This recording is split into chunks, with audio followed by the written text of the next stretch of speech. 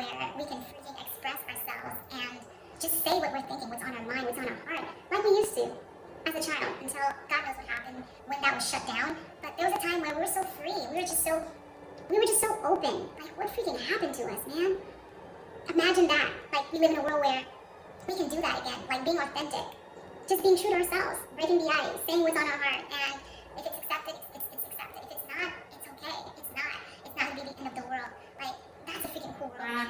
Today we are going to attack, might I say confront, passive-aggressive behavior. Yes, you read the title.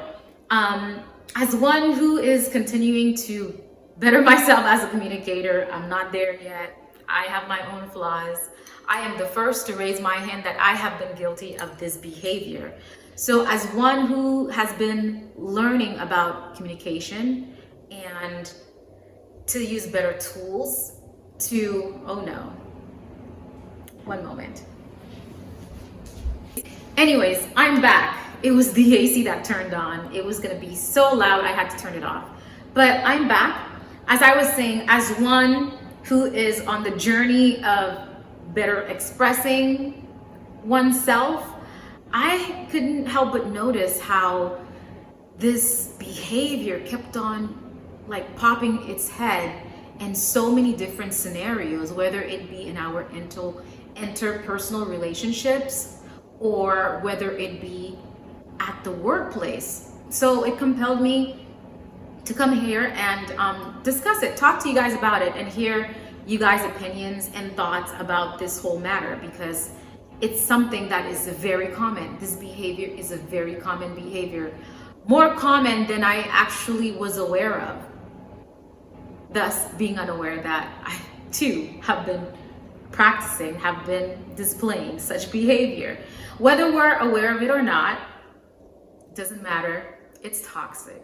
So let's dive into it to pull this thing apart and to just be better, right? Let us first start with, what is the definition of passive aggression or passive aggressive behavior? All right, according to Psychology Today, passive aggression is a way of expressing negative feelings such as anger or annoyance indirectly instead of directly expressing those. And it says passive aggressive behaviors are often difficult to identify. And it says it can sabotage relationships at home and at the workplace. Of course, this behavior is a behavior that is quite subtle but passive, but yet aggressive, right? We are going to talk about now, where does this come from? This behavior of passive aggressiveness.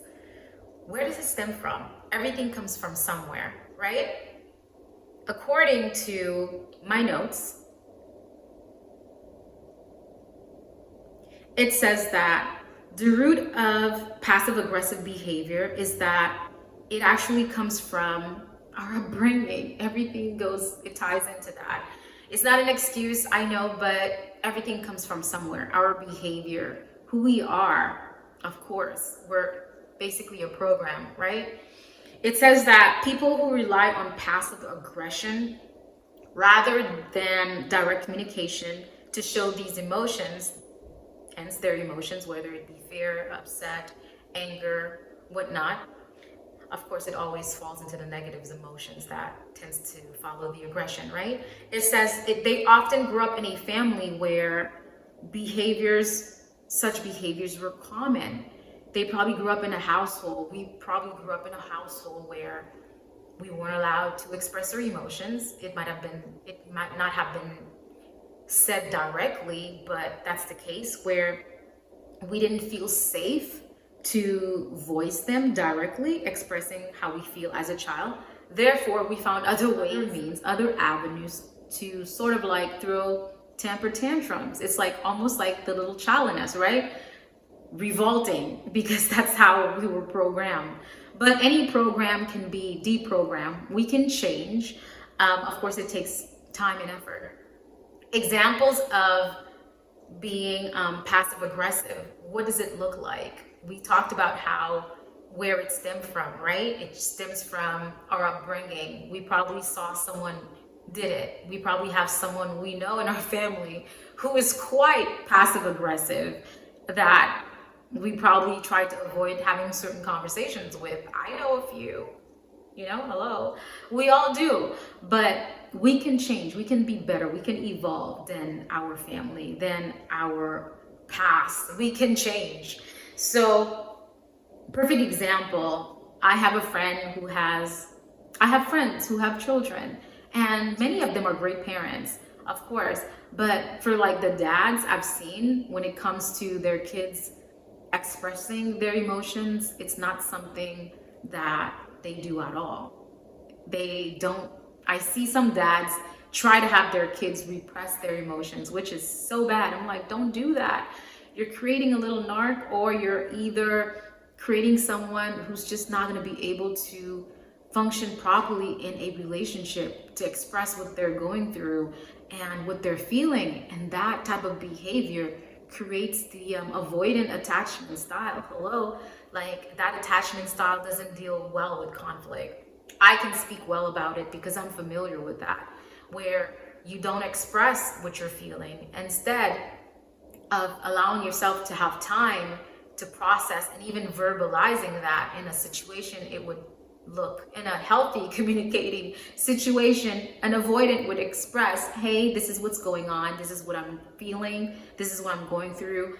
Give me X amount of time to process such and such, or give me X amount of time to follow up with you on such and such, or hey, I'm not ignoring you. I am simply going through such and such, and I need time for such and such. These types of healthy communication are not really set in place when you are in an environment that don't allow you to process, don't allow you to even figure out what the heck you're feeling. So parents, be on the lookout for that, because that is major. And I have seen adults suffer because of that. And I'm trying not to get emotional about this matter, because I too have suffered greatly from that behavior. So let us change today. Now, how does these behaviors, passive aggressive behaviors, look like in any type of situation, whether it be in an interpersonal relationship with your friends, romantic partner, or even at your workplace? Let's dive into it. Number one is sarcasm.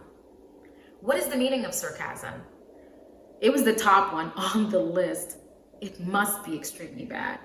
It says sarcasm is a common sign of passive aggressive behavior, and it is when someone responds to you with an undertone of resentment, hostility, or generally ...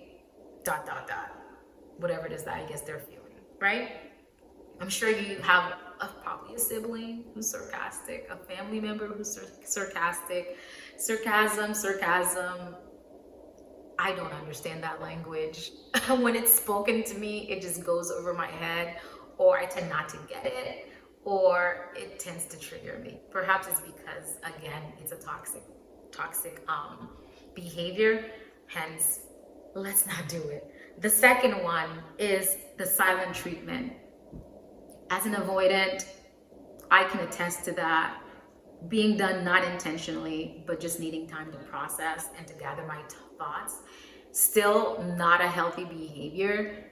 Again, if you need to go in a cave somewhere or to just process, it should be known to people who care about you, like, hey, this is what I'm gonna do, so that they won't be worried. But we tend to be guilty of that, like just the silent treatment.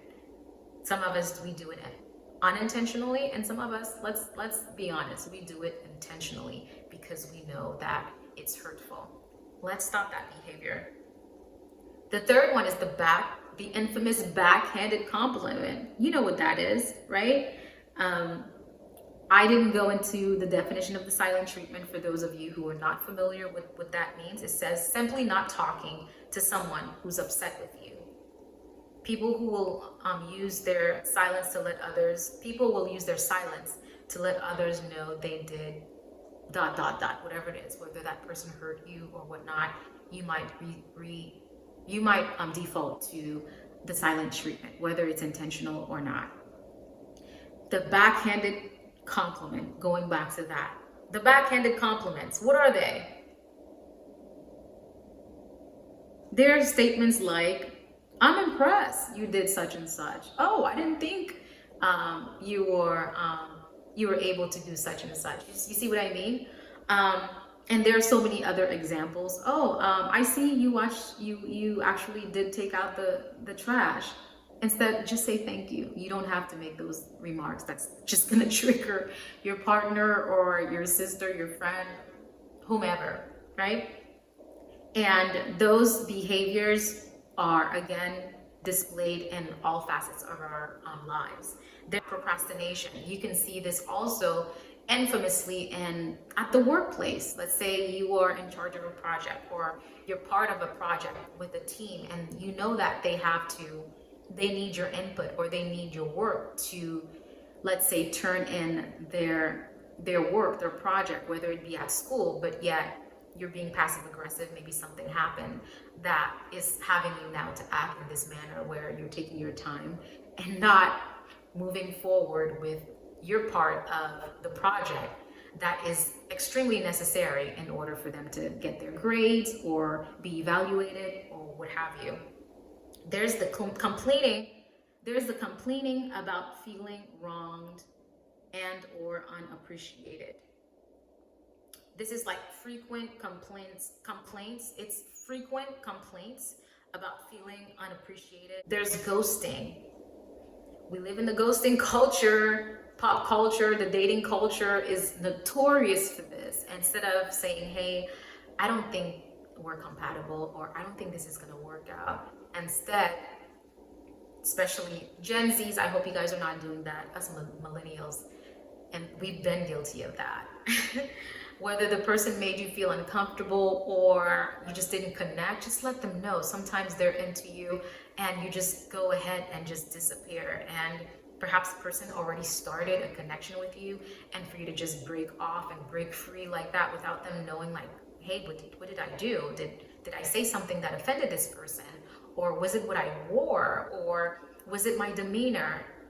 Their brains can rack their brains with so many unanswered questions, when in fact, all you could have done is simply say, hey, I had a great time these past 2 dates, but this is not gonna go anywhere.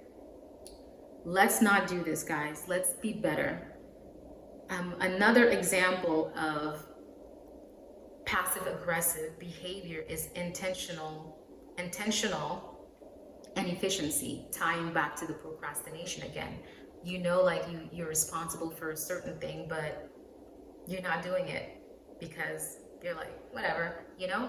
And of course, it's tying again, the lateness, passive aggressiveness. At work, if you know you have to be there at a certain time, but you choose not to be there because of such and such, or even in relationships, for whatever reason, you might end up doing this. There's silence, going back into the silent treatment, where this one is different, but it's more like stonewalling, which I would say falls into the whole, like, let's say you're trying to process. For those who are processors, I know I'm a processor. You have to process something, and you may need to exclude yourself for that time being because you don't know what to say, or you're in fight or flight mode, and you're stressed. That's what stress causes us to do, practice such behaviors. And instead of communicating this clearly, using your words, you freeze and you just don't do anything, and you probably disappear. Not healthy. Toxic behavior.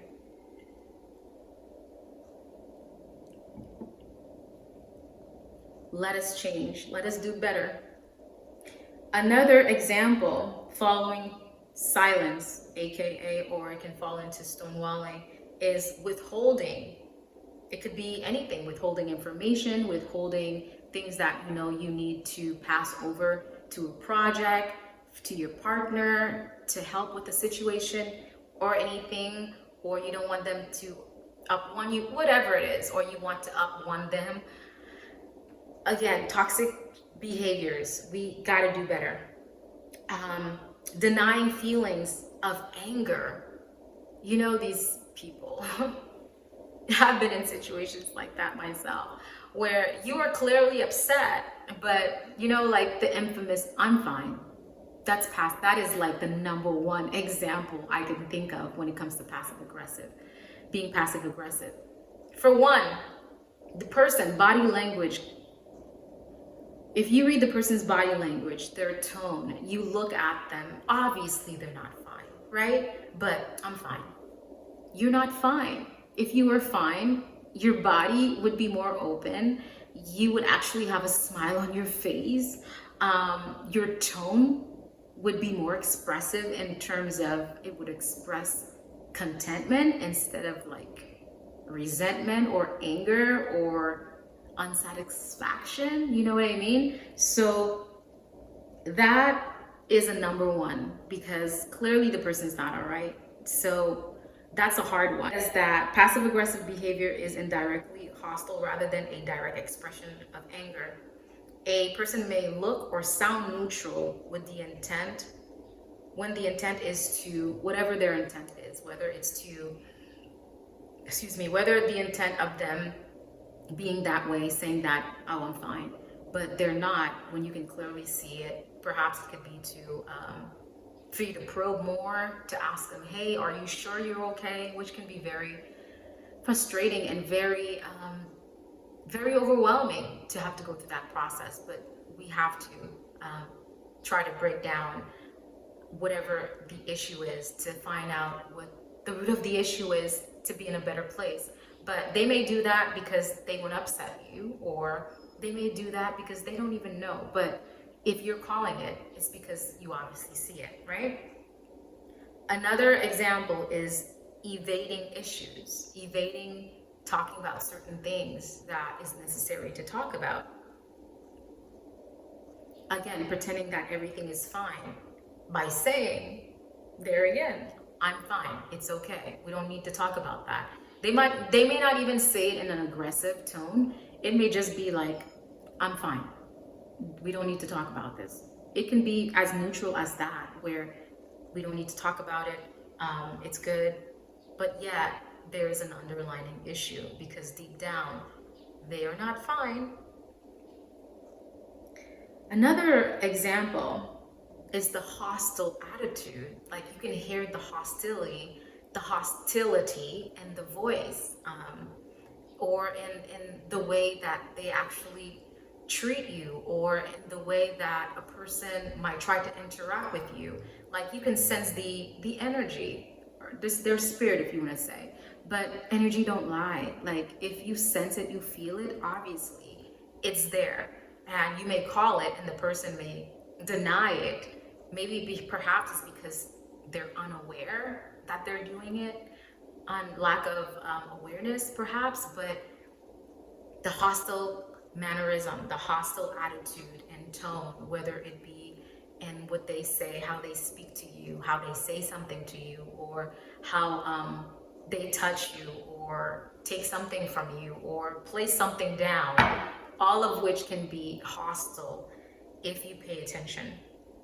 Hostility can also be masked, it says, as humor. You know, these situations you found, you know, that one person who can give like a jab, but they make it as if, oh, I'm just joking. All of that is passive aggressive behavior. No, you're not joking.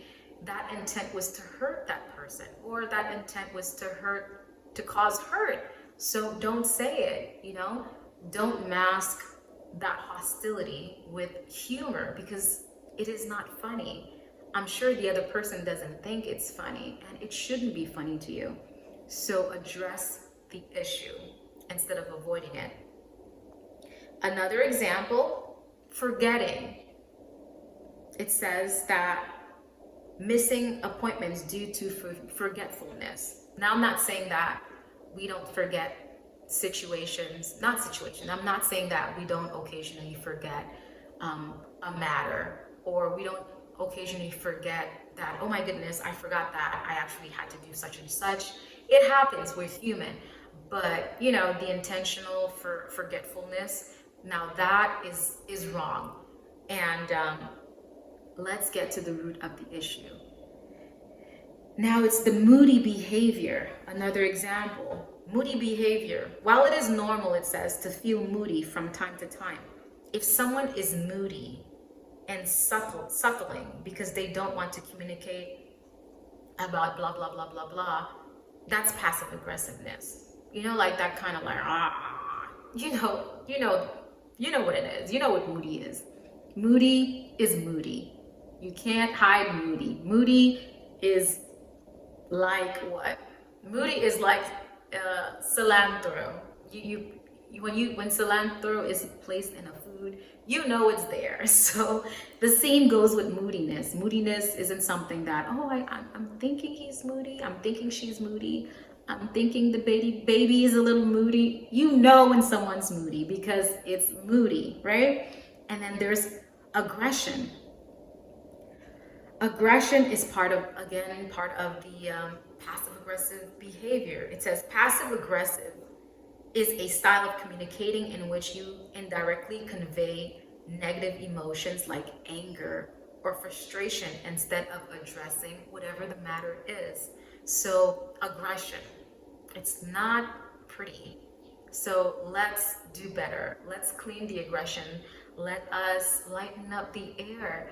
Let us be light. Let us not take things so seriously. Talk about it. Attack the root of the issue. Poor communication skills is all part of passive aggressiveness, and it is an attempt to directly communicate one's emotion by doing it in a poor way and a way that's negative. Whether, again, we're doing it directly or indirectly, God knows. I am working on my communication skills. Let me know if you've ever been in any of these situations, ever faced any of these behaviors, ever displayed guilty any of those behaviors, because reading them and thinking about them makes me cringe. Now there's poor mental health. It says passive aggression may be both of a symptom contributing to poor mental health, or it can be due to circumstantial, can cause this.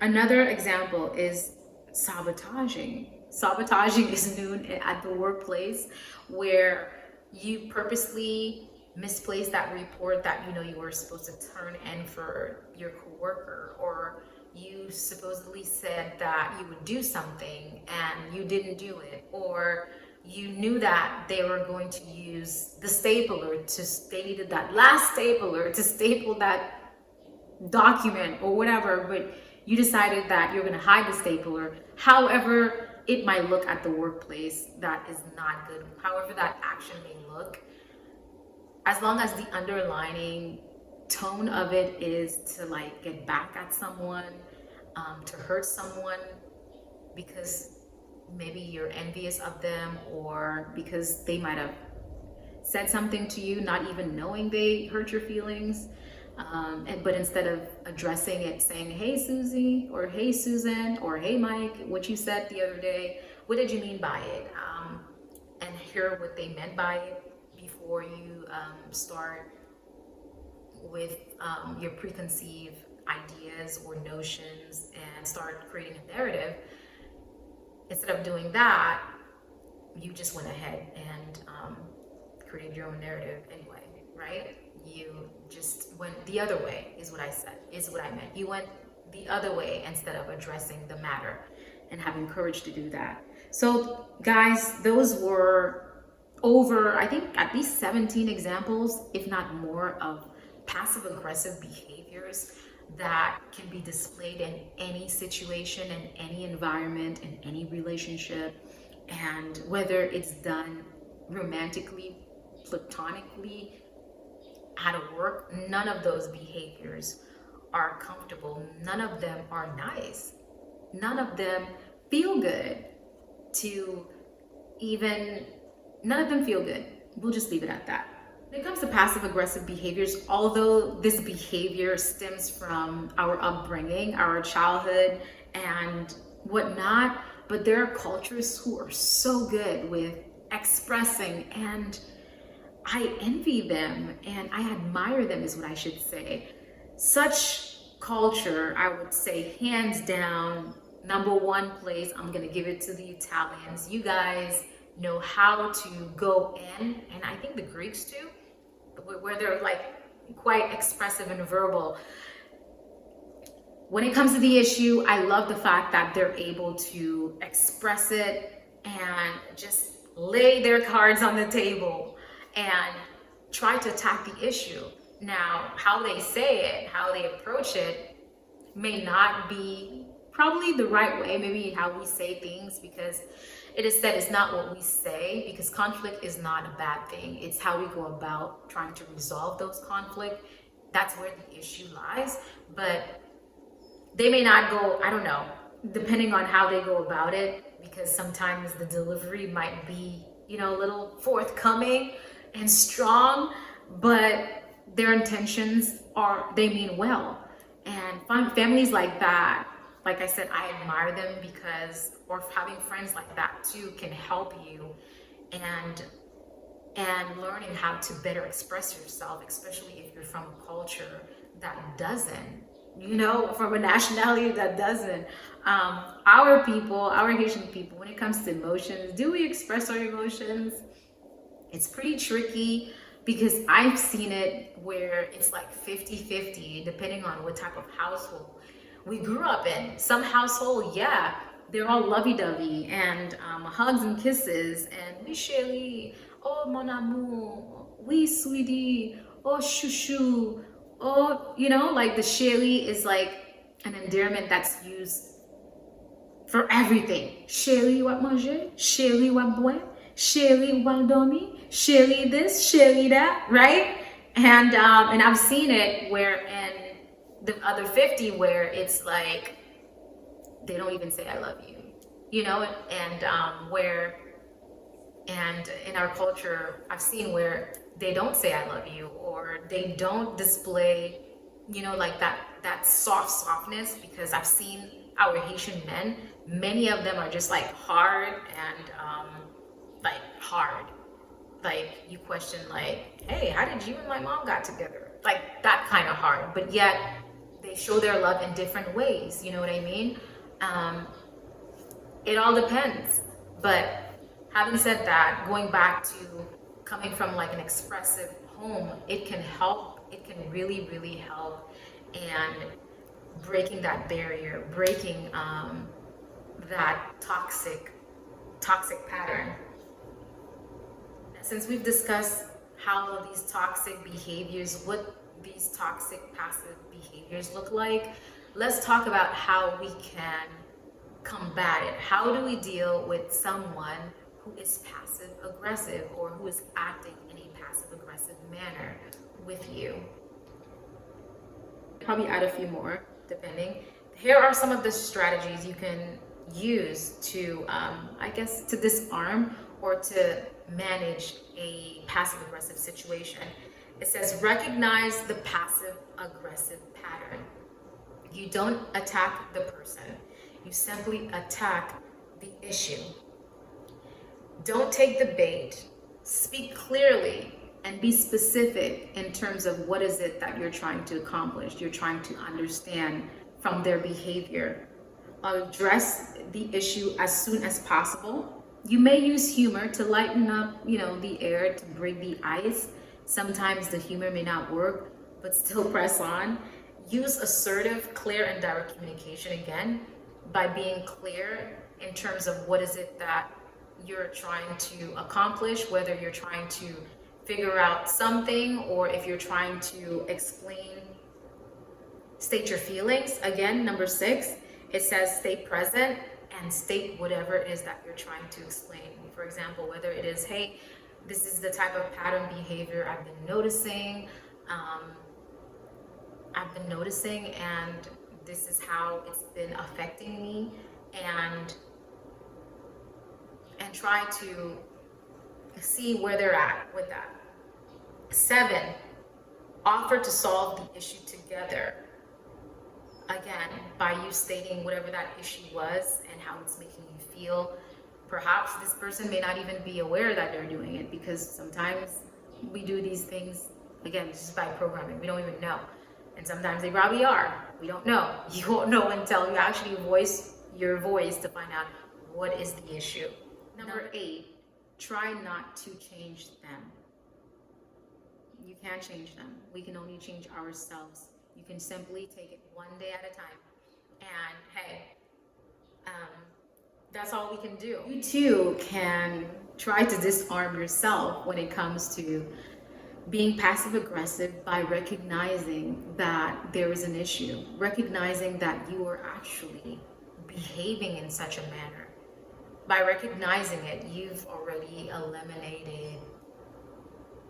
fought half of the battle. Like 90% of the battle, I would say. And the rest is just you, 95% of the battle, I should say. So now it's just up to you to just try to give yourself grace, and you might end up finding yourself reverting to that pattern, because it's like a muscle. You just have to keep on. I didn't say muscle. You might find yourself reverting back to that toxic behavior, but as long as you're able to be aware of it and to probably not disengage if someone else is doing it, being able to clearly speak your mind and your thoughts and be direct with the feelings or the emotions or the vibes you're sensing, just confront them. What's the worst that's going to happen? That someone is going to deny it? Fine, but at least you addressed it, right? So that way you won't have to continue that pattern, that cycle, and eventually you'll be free. Imagine living in a world where we can freaking express ourselves and just say what we're thinking, what's on our mind, what's on our heart, like we used to as a child, until God knows what happened when that was shut down. But there was a time where we were so free. We were just so open. Like, what freaking happened to us, man? Imagine that. Like, we live in a world where we can do that again. Like, being authentic, just being true to ourselves, breaking the ice, saying what's on our heart. And if it's accepted, it's accepted. If it's not, it's okay. It's not gonna be the end of the world. Like, that's a freaking cool world I would want to live in, right? I felt it. My heart. I feel my heart right here. Anyway, guys, just thinking about what I just said, it made me feel sad, because I can see how such a toxic behavior, like a toxic pattern, ways of being, can have lifelong effects, like hurting someone intentionally, hurting someone that you love, or people that you care about, just because we're free to just speak out. Mind-blowing. Anyway, I encourage you today to be brave, to speak your truth. Of course, speak it with love, and be courageous. You have nothing to lose. Until next time, I will catch you in another one. Bye for now.